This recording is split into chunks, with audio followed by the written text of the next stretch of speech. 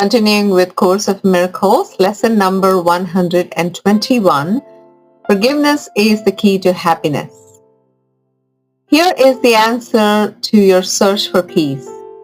Here is the key to meaning in the world which seems to make no sense. Here is the way to safety in apparent dangers which appear to threaten you at every turn and bring uncertainty to all your hopes of ever finding quietness and peace. Here are all questions answered. Here, the end of all uncertainty ensured at last. The unforgiving mind is full of fear and offers love no room to be itself, no place where it can spread its wings in peace and soar above the turmoil of the world. The unforgiving mind is sad, without the hope of respite and release from pain. It suffers and abides in misery, peering about in darkness, seeing not yet certain of the danger lurking there. The unforgiving mind is torn with doubt, confused about itself, and all it sees, afraid and angry, weak and blustering, afraid to go ahead, afraid to stay, afraid to waken or go to sleep, afraid of every sound, yet more afraid of stillness, terrified of darkness, yet more terrified at the approach of light. What can the unforgiving mind perceive but its damnation? What can it behold except the proof that all its sins are real? The unforgiving mind sees no mistakes, but only sins. It looks upon the world with sightless eyes and shrieks as it beholds its own projections rising to attack its miserable parody of life. It wants to live, yet wishes it were dead. It wants forgiveness, yet it sees no hope. It wants escape, yet can conceive of none, because it sees the sinful everywhere. The unforgiving mind is in despair without the prospect of a future which can offer anything but more despair. Yet it regards its judgment of the world as irreversible and does not see it has condemned itself to this despair. It thinks it cannot change, for what it sees bears witness that its judgment is correct. It does not ask because it thinks it knows. It does not question certain it is right. Forgiveness is acquired. It is not inherent in the mind which cannot sin. As sin was an idea you taught yourself, forgiveness must be learned by you as well, but from a teacher other than yourself who represents the other self in you. Through him, you learn how to forgive the self you think you made and let it disappear. Thus you return your mind as one to him who is yourself and who can never sin. Each unforgiving mind presents you with an opportunity to teach your own how to forgive itself. Each one awaits release from hell through you and turns to you imploringly for heaven here and now. It has no hope, but you become its hope. And as its hope, do you become your own. The unforgiving mind must learn through its forgiveness that it has been saved from hell. And as you teach salvation, you will learn. Yet all your teaching and your learning will be not of you, but of the teacher who has given you to show the way to you. Today we practice learning to forgive. If you are willing, you can learn today to take the key to happiness and use it on your own behalf. We will devote 10 minutes in the morning and at night another 10 to learn how to give forgiveness and receive forgiveness. The unforgiving mind does not believe that giving and receiving are the same.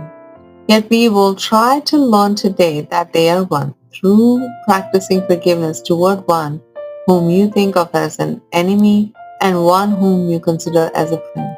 And as you learn to see them both as one, we will extend the lesson to yourself and see that their escape included yours. Begin the longer practice periods by thinking of someone you do not like, who seems to irritate you or to cause regret in you if you should meet him. One you actively despise or merely try to overlook. It does not matter what the form your anger takes, you probably have chosen him already. He will do. Now close your eyes and see him in your mind and look at him a while. Try to perceive some light in him somewhere, a little gleam which you had never noticed. Try to find some little spark of brightness shining through the ugly picture that you hold of him. Look at this picture till you see a light somewhere within it, and then try to let this light extend until it covers him and makes the picture beautiful and good. Look at this changed perception for a while and turn your mind to one you call a friend. Try to transfer the light you learned to see around your former enemy to him. Perceive him now as more than friend to you, for that light, his holiness, shows you your Savior, saved and saving, healed and whole. Then let him offer you the light you see in him, and let your enemy and friend unite in blessing you with what you gave. Now are you one with them and they with you. Now they have been forgiven by yourself. Do not forget throughout the day the role forgiveness plays in bringing happiness to every unforgiving mind. With yours among them, every hour tell yourself, forgiveness is the key to happiness. I would awaken from the dream that I am mortal, fallible, and full of sin, and know that I am the perfect Son of God. And some footnotes here. Again, I'm reading from the Purple Book, so they had some footnotes. The spark of brightness that you are looking for is probably the same as the spark of beauty that is mentioned in the text. In these loving thoughts is a spark of beauty. So it refers to a text in the chapter, in text 17. And then what you are looking for then are this person's loving thoughts, acts, and qualities, the evidence of our underlying holiness. The implication in these sentences is that through forgiveness you awaken from the dream of being mortal, fallible, and full of sin. By performing an egoless act of forgiveness, you teach yourself that you are an egoless being. So that was our lesson. Forgiveness is the key to happiness, lesson 121. Don't take this lesson lightly. Forgiveness is the key to happiness. When I started the Course in Miracles, the language was hard to understand for me. And forgiveness, I didn't even know who or what am I forgiving. But slowly, and see if that is you, that you have no idea who or what are you forgiving. So we don't even know like what is hidden within us for us to even know what to clear, right? What are we supposed to heal or what are we supposed to clear? That was me. But you keep going, and then because you keep reading these lessons and they have light, these lessons have miracles, these lessons are filled with light and love and peace and joy. And that transcends to you, first you the reader. It transcends to you, and then from you it radiates to everybody. Isn't that a great picture? From the book, if that book has the power, and I'm telling you this, has the power to radiate that light within you because you already are that light. And then it has also the power to actually help you radiate that to everybody else. And then what? You are actually helping somebody else wake up. The Course says that. So as I was doing this, it says, forgiveness is acquired, right? It's the teacher within us. First, we do not know that we have a teacher within us. So when we don't know that we already have a teacher within us, the Course helps you with that process. It says, lean on me first. The author of the Course, lean on me first, and that according to this is Jesus. So lean on me first, and then borrow my belief, borrow my strength, borrow everything from me, the knowledge from me, and then you'll realize that same knowledge lies within you. Same knowledge lies within all of us.